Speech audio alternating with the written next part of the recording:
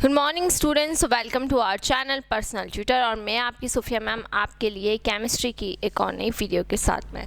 तो जैसे कि हम यहाँ पर पढ़ रहे हैं बोर्ड एग्ज़ाम के वो क्वेश्चंस जो हमारे प्रीवियस ईयर्स में आ चुके हैं या जिनके आने के पूरे चांसेस हैं, उन क्वेश्चंस को हम यहाँ पर कवर अप करने वाले हैं। और लास्ट वाली वीडियो के अंदर मैंने आपको haloalkanes and haloarenes के बहुत सारे क्वेश्चंस ऐसे यहाँ पर प्रैक्टिस करवाए थे, और अब मैं आपको इलेक्ट्रोकेमिस्ट्री के क्वेश्चंस प्रैक्टिस करवा रही हूँ, जिसमें आज जो हमारा टॉपिक है वो टॉपिक हमारा रहेगा कंडक्टेंस के ऊपर। तो इलेक्ट्रोकेमिस्ट्री के अंदर हमने नॉन्स इक्वेशन, स्टैंडर्ड गिब्स एनर्जी, ये वाला जो एक हमारा पार्ट था, है ना, इसके ऊपर क्वेश्चंस हमने कल तक प्रैक्टिस कर लिए थे। अब आज हम वो क्वेश्चंस, वो टॉपिक्स प्रैक्टिस करने वाले हैं जो हमारे कंडक्टेंस के बेसिस पे आते हैं। देखिए, ये वाला जो पार्ट है बेटा इलेक्ट्रोकेमिस्ट्री का, इसके अंदर सबसे इम्पॉर्टेंट है आपको फार्मूलाज याद होना चाहिए। अगर आपको फार्मूलाज याद नहीं रहेंगे तो आपको कैलकुलेशन करने में काफ़ी प्रॉब्लम आ सकती है।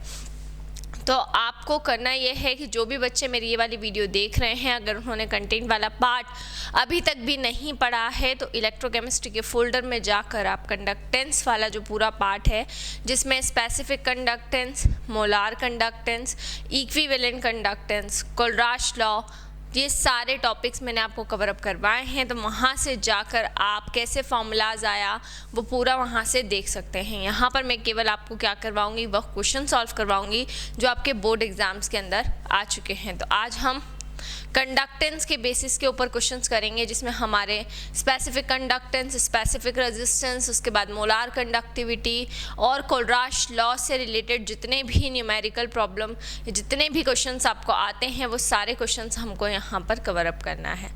ठीक है, तो हम यहाँ पर देख लेते हैं क्वेश्चंस को। बच्चों, यहाँ पर अगर मैं क्वेश्चन की बात करूँ तो मैं अभी आपको कोलराश लॉ के बेसिस पे जो क्वेश्चंस आते हैं उनको कवर अप करवाने वाली हूँ। ठीक है, और हम पढ़ रहे हैं यहाँ पर इलेक्ट्रोकेमिस्ट्री,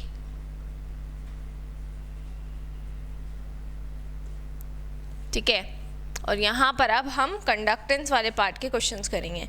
तो हम यहाँ पे कोलराश लॉ के क्वेश्चन क्योंकि यहाँ पर अटेंड करने वाले हैं, तो इसमें हम यहाँ पर देखिए कोलराश लॉ आप सभी लोग अगर पढ़ चुके हैं तो बहुत अच्छी बात है। अगर आप लोगों ने नहीं पढ़ा है तो मैंने कोलराश लॉ का भी एक वीडियो बनाया हुआ है, वहाँ से जाकर आप कोलराश लॉ पढ़ सकते हैं।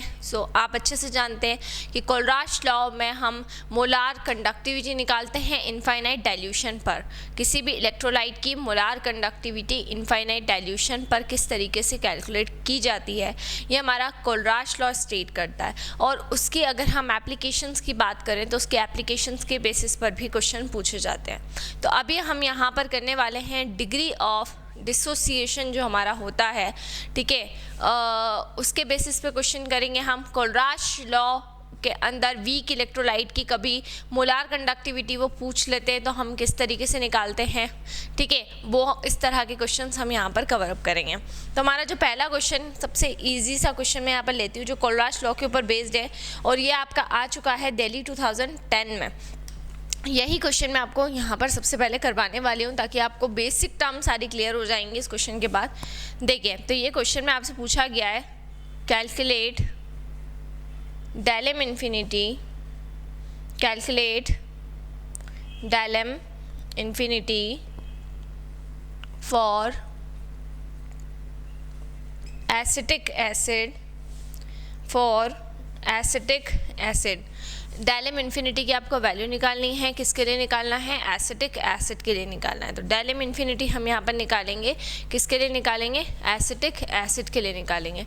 ठीक है, तो एसिटिक एसिड के लिए आपको कुछ वैल्यूज़ यहाँ पर दे रखी हैं। देखिए, HCl की वैल्यू आपको दे रखी है 426 Simon centimetre square mole inverse. फिर NaCl की वैल्यू आपको दे रखी है 126 Simon centimetre square mole inverse, और एक आपको दे रखी है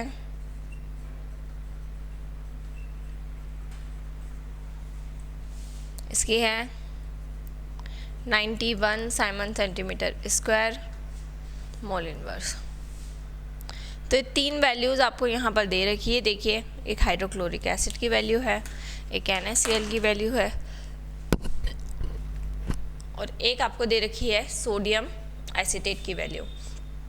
अब हमें निकालना क्या है, हमें इनफाइनाइट मोलार कंडक्टिविटी निकालना है। इनफाइनाइट डाइल्यूशन पर किसके लिए निकालना है, एसिटिक एसिड के लिए निकालना है।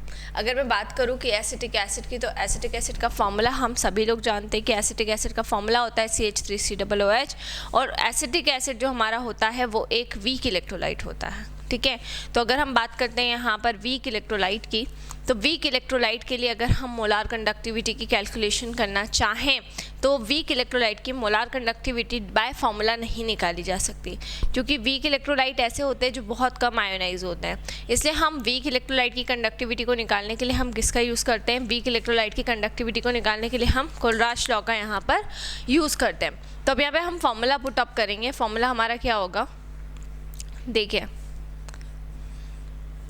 डेल एम इन्फिनिटी है ना, molar conductivity eight infinite dilution है ना। अब हमें किसके लिए निकालना है बताइए आप, हमें निकालना है एसिटिक एसिड के लिए, है ना। तो इस सब को हम इस तरीके से अरेंज करेंगे कि हमें एसिटिक एसिड की मोलार कंडक्टिविटी पता चल जाए। कैसे अरेंज करेंगे, देखिए, del m infinity HCl plus del m infinity CH3COONA minus del m infinity NaCl।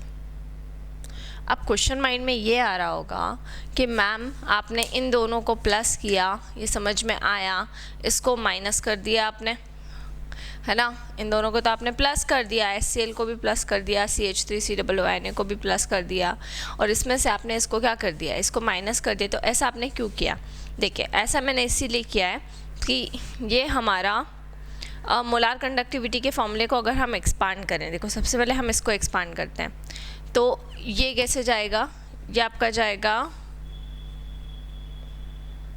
Lambda infinity CH3COO negative plus lambda infinity H positive, है ना।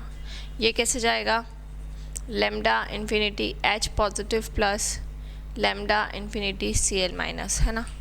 फिर ये कैसे जाएगा, lambda infinity CH3COO negative plus lambda infinity Na plus, है ना। फिर ये कैसे जाएगा, लैम्डा इन्फिनिटी Na प्लस, और इस माइनस से ये वाला साइन आगे का माइनस हो जाएगा, तो लैम्डा इन्फिनिटी Cl माइनस। मैंने सभी को देखिए एक्सपांड कर लिया। अब अगर हम देखिए प्लस वाली वैल्यू से माइनस वाली वैल्यू को क्या करते हैं, कट करते हैं, देखिए, तो हमारे पास में ये बचेगा, और ये क्या है, ये है, तो निकल गई आपकी एसिटिक एसिड की मोलार कंडक्टिविटी। तो जब पॉजिटिव वैल्यू से मैंने नेगेटिव वैल्यू को काटा तो मेरे पास में वही चीज़ बच रही है, देख सकते हैं आप लोग, है ना। ठीक है, तो इसीलिए मैंने इसको इस तरीके से अरेंज करके और जमा दिया। चलिए, अब हम सारी वैल्यूज़ यहाँ पे पुट ऑन कर देते हैं। सबसे पहले हमें HCl की वैल्यू दे रखी है 426, वो रख दी मैंने। फिर मुझे सोडियम एसिटेट की वैल्यू दे रखी है 91, वो मैंने रख दी। और फिर मुझे NaCl की वैल्यू दे रखी है 126, वो मैंने रख दी। देखिए, तीनों वैल्यू मैंने यहाँ पर पुट ऑन कर दी है। 6 और 1 हो जाएगा 7, 9 और 2 11, 5 1 7 minus 126। So molar conductivity at infinite dilution of CH3COOH, ये जो वैल्यू है ये हो जाएगी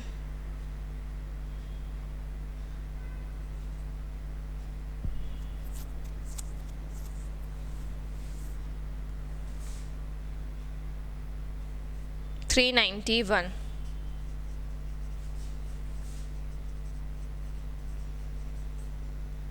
ठीक है, 391 Simon centimetre square mole inverse, है ना।